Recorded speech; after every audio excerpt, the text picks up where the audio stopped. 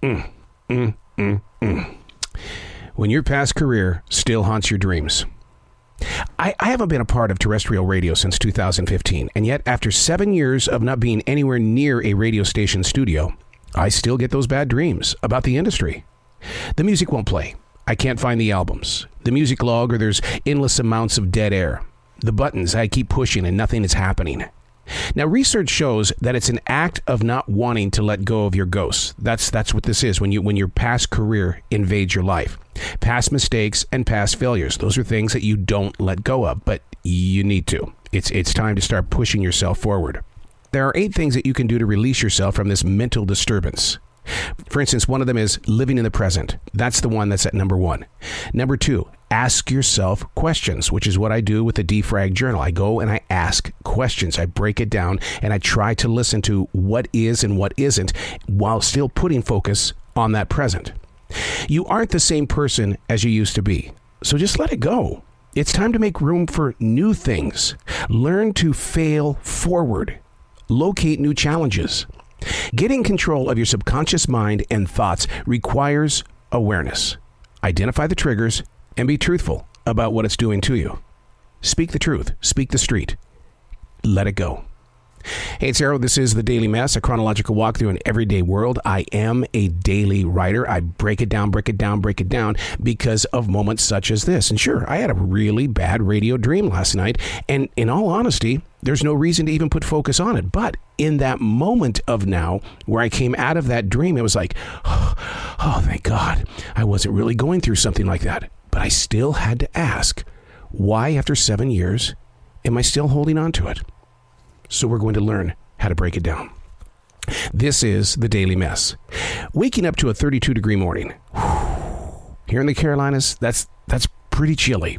But that's not what's got my attention this morning.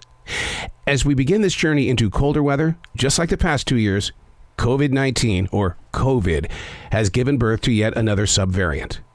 The first reported cases of this BQ.1 have been reported in this area that I live. Local researchers and doctors are so new to this, they're locked in on the new subvariant, but they don't know how it's going to react. I write about this not to spread a pinch of fear, but rather to document the multiple layers and paths of a virus that doesn't seem to want to fade away. Or is it's kept in the news because science loves being in the headlines? I mean, look how they freaked out when Biden said, hey, look, the pandemic is over. No, it's not.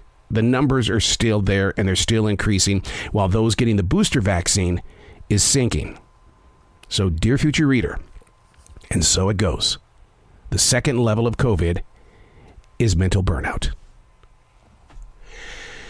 Do you find yourself in that situation, mental burnout? Because of the COVID, you hear it and it's like, just go away. Don't want to deal with it. But science is saying, no, we have to deal with it because this new thing, BQ.1, is making sound. And it's going to get into our lives again and again. We just don't know how it's going to infect us or how it's going to infect others. It's not like the original COVID-19. But at least science is constantly working on this. But through this mental burnout, when we hear the COVID name, we just don't want to deal with it. We feel that if we just keep pushing away, it'll go away. But science reported today in the newspaper. Here we go into what I call the triple crown of holidays. It's going to be Thanksgiving, Christmas, New Year's. What are we going to look like when February gets here? Do you put yourself in a position of getting a third booster? Do you sit there and say, I'm going to see how it's going to play out first? Because that's what science is doing. Yeah, but science at least is going to spread the news. If you were to get COVID again, how would you tell people? Or would you? And will companies be so forgiving when you do get it? Because the company that I work for, it's an essential job. I'm there in front of people. They paid for my time away. But will they do it a second time knowing that we have all of these boosters and all of these ways to prevent it? Will the company step up? I can't find an answer. So therefore, I got to play by the rules or I leave the essential job.